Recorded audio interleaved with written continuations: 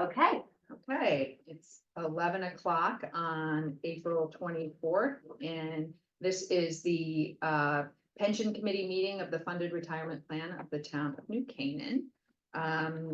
We should do a roll call. Who's online? We got Bob. Here. Who else? Anybody else online? No? Okay, and then we have Diane, no, Ann is a member. Ann.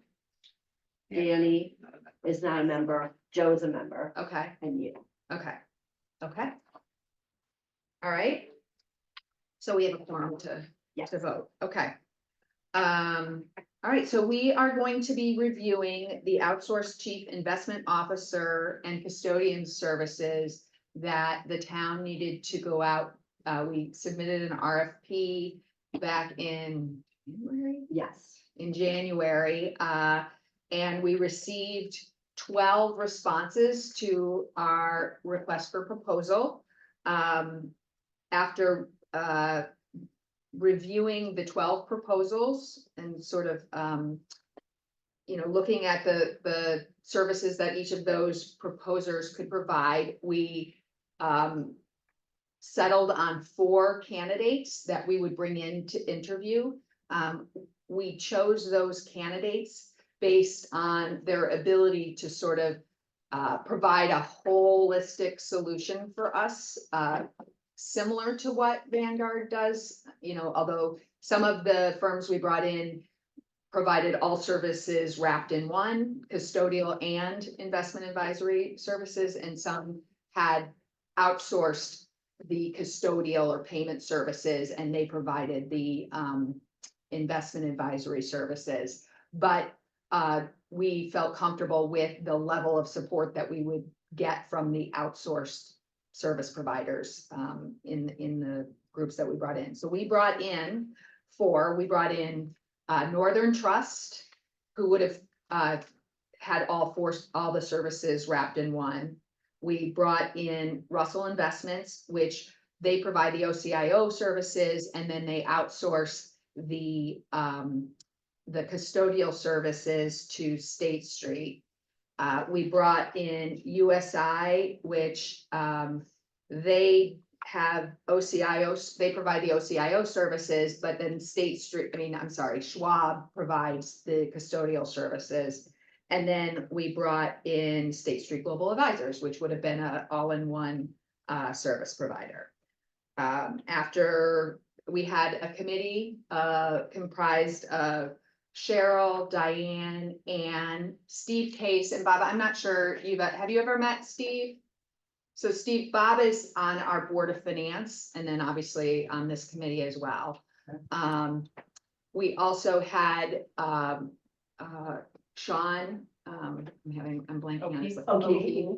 As the CFO for the Board of Education, represented on our committee, and then myself. Am I missing Tom anyone? Schulte. Tom Schulte from the Board of Finance, sorry. Right. So Chairman of the RPAC. yes, so we were all involved in all the interviews. And then after interviewing all 4 providers, they were all great providers. I have to say, we didn't have a bad option. But and maybe, I think, Steve being in the committee and helping us, kind of evaluate the different providers. I mean, why don't you kind of talk about your perspective, because this is what you've done for a living forever. Sure. Just by the way of background, I've been a New Canaan citizen since '87, so quite some time.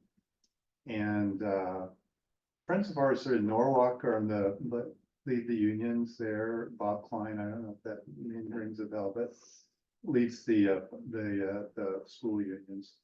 We've gone on vacations and never, but I, in my career, worked as a investment advisor virtually the whole career, similar to what you're looking to hire right now. He was actually with Mercer. Yeah, Why don't you? I retired from the firm that basically kind of set in motion this whole thing right there in 2020, and can tell you the good and the bad of Mercer and why they may have done that. But you're in a situation right now that many are finding them in, of needing to find a replacement when you weren't really expecting to be in that role the week before. I mean, in all appearances, Vanguard was doing a perfectly good job, but they're no longer an option. So we kind of, when you go into something like this, what's most important to you may be second to me, and we looked at quite a few different areas, the team, the way they approached investment strategy, how they did due diligence, their performance reporting process. Very importantly, how they're going to support the town on an administrative level. We looked at these, that ended up not being a big deal at the very end, but those were the areas that were considered. Kind of since retiring from Mercer, I've gone on, and the bulk of what I'm doing as a retiree living right here in New Canaan is serving as a expert witness when people challenge what committees like this are doing. And so there's a number of cases where I've been involved as the sitting expert in the court system. And that's why I can't attend in early May. But the process that the town followed in doing this, starting with the RFP, going through the evaluation process of proposals and the interviews, was kind of, from where I sit in my kind of process expert role, flawless. And again, we looked at four, like Jonah said, looked at 4 firms deeply. There wasn't a bad, like she says, a bad choice. They kind of differentiated themselves between large firms that could provide scale and USI, which knows the town very, very well as the current actuary and administrative provider, that couldn't really do as much in terms of kind of pricing and scale as the larger firms could. And then each of the larger firms differentiated themselves in one way or another. Say State Street on the technology level was their kind of pro differentiating factor. Northern Trust, the team that would work with you day to day, I thought was the best. And Russell, the package of the team, the technology was similar to what State Street would give you. The team was strong, their purchasing power was very, very strong. And not that they were in some ways the best in anything, but they were the overall best in all of the things that were considered. And by kind of a hair, they were the choice. You could have gone with the other firms too. So that's probably more than. No, I think that's great. And I mean, we really did discuss at length. I mean, there were a lot of, factors to weigh, and, throughout the whole process, Cheryl was, mindful of all of us saying, what is the service for the retirees? And really we'll be keeping Hooker and Holcomb as our actuary and sort of helping with sort of some of the communication. Well, they'll just be the actuary. Right, well, and they help with the record keeping. Okay. So that will stay the same, which is Yeah. big. And Russell was really great in talking to us about how we communicate this transition out to the members and making sure that everybody's comfortable with the transition. So I, as a former investment person, was really impressed with how deeply they looked at each of our different portfolios, both the pension and the OPEB and Marcelli, and sort of really looked at, based on sort of funded status, maybe we need to really reevaluate how we invest those different pieces based on their funded status, which Vanguard, and it may have been partly a committee decision, it may have been partly an investment advisor decision, but they were really in deep with where we were as a town. So I liked that. I thought that they were spending a lot of time giving very customized service to us, so. And our team lead will be in Fairfield, so local, which is good, and will be available to the RIPAC, pack, to the Board of Finance, and to the Pension Advisory Committee. Does anyone have any questions they'd like to ask? About, I have two questions. Mhm. First, Just speak up a little bit. I was pretty impressed that how you went out and got the talent, pull a talent and you pull someone out that's really gonna be for our Yeah. safeguard and our, longevity. So I think that was Oh, pretty thank smart. I mean, it's pretty impressive that you still wanna do something and you spent your career wanting to do it. I can only learn from that. I wish. I'm lucky. The only question I have is, and I'm sure you guys have the answer to this, but what's to safeguard another Murdoch, Bernie Murdoch, Madoff scenario? Because that was a huge hit to a lot of, I mean, there was some, Fairfield was one of them. Fairfield got hit. How do we fix that? How do we, Well, at one point Fairfield felt that they were invisible and they were doing the right thing. right. Fairfield, if I remember right, had in this role NEPC Correct. and each of the different providers, none of them, well, step back. The advisory role is different from the actual investment role. And the advisors are doing due diligence on those investment products that they will kind of choose to recommend for you. In an OCIO type of situation, you actually have legal power that if they chose a Madoff and they didn't do proper due diligence, you could hold them accountable, which is kind of a big differentiator when they choose the investments under an OCIO situation versus they recommend the investments and you choose. I think it's impossible to stop full-scale fraud. I just, No, I get that fully. and Madoff was something that in the industry, this is 15 years ago now, people felt that you should have picked up on it, that there were due diligence processes that could have followed. And if you didn't, you were accountable. And there was all kinds of finger pointing saying you should have done that. How can you stop it? You do good due diligence. And Russell, to me, has, I think it was $400 billion of OCIO assets. And for many years, they were the largest investment consultant. They no longer are. And they have a very large staff doing due diligence to try to pick up on these things. And you trust the firms to do proper due diligence, and you do everything you can. Sitting at this table, I think it's rough to think that you're gonna be digging really deep on any investment that Russell kind of recommends and chooses for you. But you have to hold them accountable.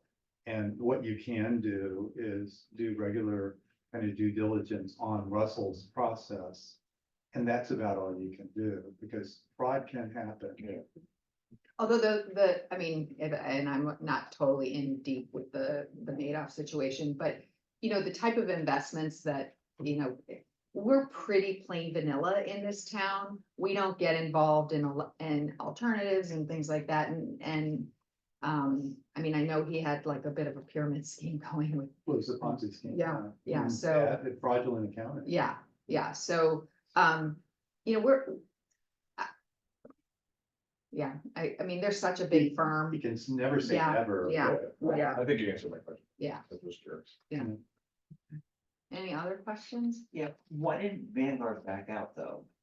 Does anybody know? Well, Mercer bought them. Oh, okay. So Mercer bought them and Mercer did not want to be involved in public pension funds. Okay. And so they said, it was my first week in office, when Cheryl came to me, and she said, Mercer's buying Vanguard. Mercer doesn't want to be involved in public pension, so we have to find a new pension advisor by June 15th. So, and try and make it a seamless transition so people don't get worried and all that kind of stuff. So we did it. I mean, the backstory, actually, it was a crazy period when I first joined Mercer, and it was connected to Madoff. Indirectly, Mercer had been, enduring and doing, kind of taking on lawsuits and from their actuarial practice. And it was the state of Alaska had sued Mercer because they claim, I didn't know one way or the other, they claimed that Mercer miscalculated the actuarial value of the liability for their healthcare plan. And if you remember, we used to have Mercer, Yep. and then we went to Went to Vanguard. So, we And- were in the middle of that too. So Mercer settled, and it was a period of lawsuits. There was a merger that Mercer was trying to do at that time, that they backed out of because of Madoff. But the backstory on the public plans area is, they vowed to never work with another public plan again Okay. after they paid them $650 million because of the calculations of the actuarial. Does Northwestern Mutual still own Russell? I remember when they bought them, but I'm just wondering who owns Russell now? The team owns part of it, like management owns like a third. I think it's a K-Cut. It was TA Associates. TA Associates owns. It's a private Oh, equity. so they sold them out. Okay, Northwestern sold them. And, Okay. and just so you know, Bob, we asked about that because we wanted to make sure that the ownership would be stable. And, they said that, the firm that owns a third of their equity, looks at it as a long-term hold and a great revenue, generator for them. So that was part of the discussion. I just one other question, and maybe it's, I understand the investment side. I understand to a degree, the accounting, the asset and liability, but from an administrative standpoint, that is beyond my capability. Are these folks going to be comparable to Vanguard, better, strengths, weaknesses, just from a day-to-day sending out checks? Right. That's where I don't have any understanding, and I'll trust the group. So just a little history, Bob, about 2 years ago, Diane, who is now our comptroller, used to do everything in-house for us with Vanguard. Diane moved over to the finance side, and we decided to push that out to Hooker and Holcomb because they are the actuaries. Yeah. They became the record keepers and they work with Vanguard, and it has been seamless. The good part now is we will still hold on to them, so they will work with State Street. And so they have a whole team that will help us transition. So for the retirees, they really shouldn't notice any difference except their check will not read Vanguard. So that was one thing that we were really looking at, and Hooker and Holcomb has worked with State Street. So I anticipate this will be a very easy transition. Great. I think it's a good choice. I do think reading their presentation, our asset mix is going to get more sophisticated. That be a blessing and a curse. Right. I kind of like the simplicity. Certainly, we did Well, well. that's where you're gonna come in. But the world Bob, that's where changed. you're gonna come in on our deck. No, I'm not taking that. Oh, that's But- fine. Here. But I think there is room for a little more diversification from an asset allocation standpoint, but it will increase complexity. I have no worry about Madoff risk, but a few of the managers I don't know on that list. I don't know every manager that they work with, and that's why we're hiring them. So I'm sure they'll do fine. And Bob, I know you read the presentation, but Justin Owens, who is a co-head strategic individual, has worked on many public pension plans, and he was quite interested in the investments and how we tend to have the same with OPEB and with our pension, and had some serious concerns about that, which I think was good to hear. So I think he'll be a great addition for Great. the. Great. No more questions from me. I think that was one of the things when they left. listening to Justin, he was probably one of the most sophisticated people that we brought in. Like I felt. Like you said, a benefit or a curse. I do think Russell could push you more than some of the other firms. Right. And that may be they will put something down that's aspirational and maybe you'll go there, maybe you won't. But they seem to be very thoughtful and deep in their approach to the investment process. Okay, take a vote. Yeah, so, if I could get, so voting is Joe and You me and Bob. and Bob. And you. Nope, I'm not a member. I can get a list of members. Like, who gets to vote in this? Just a liability. One last, how quickly will they, I saw the timeline in the presentation, which was quite quick. Once we approve this, assuming we will, how soon until we're actually investing the money with Russell? So after today, I'm going to give them a call. They will get the contract parts out to us. I think that's the biggest concern is it has to go through legal and has to go through the boards. But they told us 4 to 6 weeks on the investment side. And then on the administrative side, it could be anywhere from 2 to 4 months. Okay, great. I think that the discussion was just to move the investments as is. Yeah. And then to truly do the depth of review of each of the different portfolios may be a little bit longer. Right, and that's why we're not going through the Board of Finance for this approval, because then the RIPAC will need to make all those change reviews to the Board of Finance, so.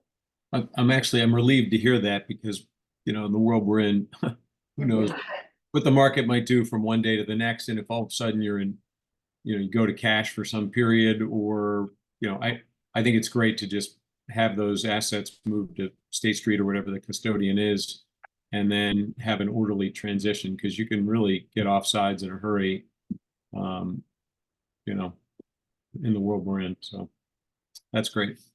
All right, so if I could get, a motion to approve, Russell Investments as the OCIO and, outsourced OCIO and custodial services provider. Do I have a second? Thanks, Joe. All those in favor? Raise your Aye. hand. It's unanimous.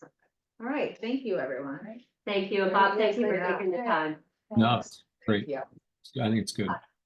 And, Joe and Annie, anybody, if anybody has any questions, please, reach out and, we can always have, we could probably even have, the guy from Fairfield come. Absolutely, to We speak can to the have- unions if there's any. No, I wasn't, not worried. I was just more curious. No, but I also,